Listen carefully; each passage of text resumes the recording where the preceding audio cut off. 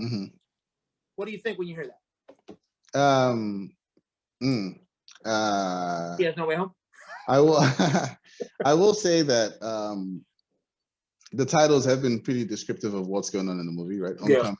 It was the homecoming dance in the movie. Far from home. He was far from home. He was in Italy.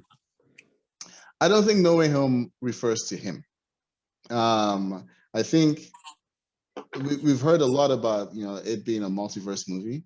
Maybe the other Spider-Man that's supposed to show up, maybe they're stuck in our universe with No Way Home. Maybe that's what it's referring to. So are you thinking this is a live adaptation of Into the Spider-Verse? Oh, I mean, well, yeah, pretty much. But yeah, I wasn't going that route, but yeah, it's 3 different Peter Parkers. All right. So obviously, if you guys don't realize what we're talking about right now, is we're talking about Spider-Man has been announced. They announced the title for their for the 3rd movie, Spider-Man: No Way Home. So, do you remember the messenger I sent to you? Because somebody had said that it was Spider-Man Phone Home, and then so I sent you a photo of ET doing like a little dance. Yeah. Well, no. So the Spider-Man Phone Home thing was an actual title that they put out there. So the story that happened. Oh, really? It wasn't. So it wasn't a joke. No, the 3 main cast members. So Zendaya, Tom Holland, and I can't remember the 3rd guy's name, but the guy who plays Ned. Each on their Instagram, the first one I think might have been Ned that said I just got the name of the movie, and he put out something, and then I think Zendaya then replied, she's like, wait, I got the name of the movie, and it's this. Like, and each of them they'll do it with a picture, an actual still from the movie. And she was like, I got the name of the movie, and it's this. And then Tom Holland was like, wait, no, I got the name of the movie, and it's this. So they put 3 different titles, none of which were No Way Home. And then okay, so it was just like a marketing campaign. Yeah, and then the actual reveal is like the 3 of them are walking out of some office, and they talk about the fact that they all got wrong names, and then the camera pans to a whiteboard, and it shows the real name. So it was Spider-Man Phone Home, Spider-Man Home Wrecker, and Spider-Man Home Slice. Yes. So it was Holland, Batalon, Zendaya. Yes. So Tom Holland, Zendaya. I love that her name. She only has one name. Yeah, Madonna. And Jacob Batalon. They were the ones Jacob Batalon. Okay. Yeah. So yeah, and so then that actual I vote for Home Wrecker. Home Wrecker. Jimmy Kimmel got in on the action too. I can't remember what he called his. But yeah, it was cool. I look forward to it. It's gonna be Christmas, so they planning on it being theaters only. I hope so. It's nice watching movies on streaming services, but you can't really beat the theater experience, especially for these big blockbuster movies. So I really hope it does get in there. I have a confession to make. I have not seen any of the Spider-Man movies in theaters. Really? Oh, so all like Blu-ray and yeah, Spider-Man is the only Did I see the first? No, yeah, I haven't seen any of the Spider-Man movies, which is kind of like one of the. I don't know, for some reason I just like the Spider-Man parts don't feel as much of the MCU as the other MCU movies to me.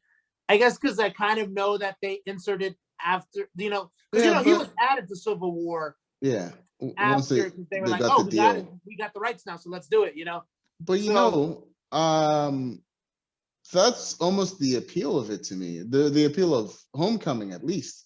It felt very different from regular Marvel. Yeah, very fresh. Exactly. Yes, there were so many parts of like the high school teen drama or high school teen comedy part of it that felt very much like the other type of teen movies you'd watched before, and yet still felt fresh. Right, like this was the first time I felt like Peter was a high school student. It did feel like a teen movie. Yeah. It gave me a lot of 21 Jump Street vibes. Right, there was a lot of that, yeah. Yeah, it was the first time I felt like Spider-Man was a high school student. Tobey Maguire seemed too old. Andrew Garfield was too old. He was too old, yeah. Andrew Garfield seemed a bit more of age, but I don't know. Andrew Garfield's Spider-Man just seemed like kind of like a jerk. so I wasn't a fan of that. No, Andrew Garfield's Spider-Man was amazing. So hence the name. I will say with the No Way Home title, because you just gave us your assessment. I actually do think it's in relation to, because remember, spoiler alerts if you haven't seen Spider-Man Homecoming or Spider-Man Far From Home. Remember at the end he's exposed as Spider-Man. Now it's about him trying to get home, but from jail. No, not from jail. Just trying to get back home where it was safe. Remember, home was a safe haven. Now he can't get home. Okay. Now he can't go home because people know who he is. So I think, and I wouldn't be shocked if there's a trial. So you think he's in Sokovia, and he's trying to get back home? Maybe. No, I don't think so. There's almost definitely going to be a trial because we know. Or he gets stuck in the multiverse. Yeah. There's but you're right. There should be a trial, right? Because supposedly Charlie Cox from Daredevil, that Netflix show, is going to be there. Yeah, and he's a lawyer. Yeah, there's almost certainly going to be a trial. Michael Murdoch, thank you. Matt Murdock, but I call him Matthew for sure. Okay, so he's going to be in there. Some people are speculating maybe this is a good way to intro She-Hulk because she's a lawyer too. Maybe she's a lawyer for the prosecution. Who knows? Post-credit scene. Matt Murdock talks to a Spider-Man. He's like, "Oh, meet my cousin." What? Hi. No, they're not. They're not cousins. Yeah, they're. No, they're not. She-Hulk. You're right. I'm sorry. That's Bruce Banner's cousin, right? So Matt Murdock teaches her. He was like, "Hey, this is Bruce Banner's cousin." Okay, I would hope the post credits is a little more than that, but so yeah, okay. So you remember the first post credit scene from the Spider-Man one was like hilarious because it was. Yeah, Captain America. He was like, you ever wait for something for so long and ends up being a disappointment? Yeah.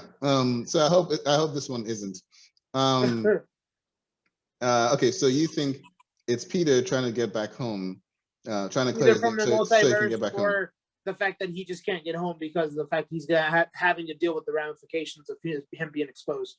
Okay, pick which one. Which one are you going with? The multiverse or the? Well, I'm hoping it's the multiverse because what the hell's the point of having all these cameos? Okay, multiverse then. So you think it's multiverse? I think it's multiverse too, but I think it's those people from the multiverse not it's being the able to multiverse get because home. Doctor Strange is in it. So. Okay, well there you go. All right, cool. Spider-Man, No Way Home, Christmas 2021. All right, Golden Globes, right? Yeah, Golden Globes. No. Before we go into that, actually, because Spider-Man is a comic movie.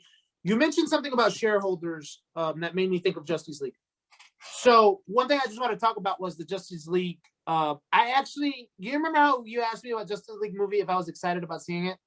I've actually gotten a little bit excited about it now because I looked it up, I read up on it, and I honestly thought all it was he's re-editing the movie and inputting his whatever he thought was taken out.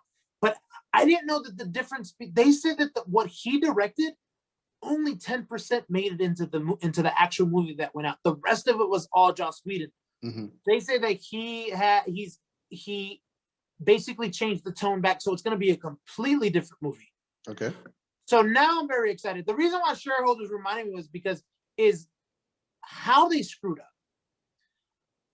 The reason why they screwed up with the Joss Whedon cut was because the CEO or the president of Warner Brothers, he said he didn't want to because Snyder told him, we can finish this movie, but you just got to extend the time. You got to change the date of the release in order for me to be able to finish up with the stuff to do it right. And they're like, no, because they wanted to get their shareholders their bonuses. He's like, I didn't want to affect their bonuses. And then Snyder's dealing with his daughter committing suicide, so he's like, look, I ain't got the fight in me for this right now. So you saying shareholders just reminded me of that because I'm like, yo, Warner Brothers, you just literally. You turned into Dr. Evil. Why make billions when we can make millions? It's like you jump the gun to try to save your shareholders. And sometimes even in politics, right? It's about the shareholders and how much money you get, making sure to get them their money, right? Yeah. Even in this, that's the problem that I hate about movie releases. It's so corporate. And they only care about You know what I'm saying? They I cared about their mean, shareholders rather than actual getting a good movie out there. yeah, but that's the point of a CEO, right? You put in the person who can act best in the interest of the investors, right? Yeah. And you have the power to tell them to step down if they're not doing the right things by the investors and the shareholders who want their dividends and all that I stuff. didn't They read up, but probably I wonder if that president or CEO is still there because right. he lost a lot of money with that. They lost a lot of money to the DCEU. Yeah. But I mean, clearly there was a drop in quality, and then having to CG away. What's the guy's name? The Superman. Oh, Cavill. Yeah, Henry Cavill's mustache. Because he had the mustache for the Mission Impossible movie, so they had to CGI it away when he was playing Superman in Justice League, which just looked silly, right? So there were a lot of these things that happened as a result of trying to rush it, and but also the shareholder thing, but also that they felt like, look, MCU is making billion-dollar movies, and the thing is that it's light in tone, and who has a big thing to do with that lightness? Joss Whedon. Let's bring him in. Let's make it funnier and stuff. But they failed to realize that it's not about the light and tone. Honestly, with the MCU, it's the fact that it's well thought out. Yes, it is. That really is what it is. Yeah, and I've started watching the early movies again, and I will say, while I like the early movies, it doesn't really hit its stride till the Avengers, the first Avengers movie, which is the sixth in the series of movies. And I really don't think it really hits its stride until Captain America: Winter Soldier for me. Yeah, which was the seventh. So the reason is that they gave it time to build out, so that when you got to that movie where they are basically teaming up and all that stuff, you already know the characters. You don't have to waste time with trying to figure out who this person is, figure out why they act certain ways or whatever. You already know that that's been established. Now you're establishing the team dynamic. You know why they work well together, why they don't work well together. Whereas we had established Superman, right? But he wasn't even in like half the movie. He was dead. They had established Batman a little bit in Batman vs Superman, which is why they didn't really have to do too much with him to like show you who he is in Justice League.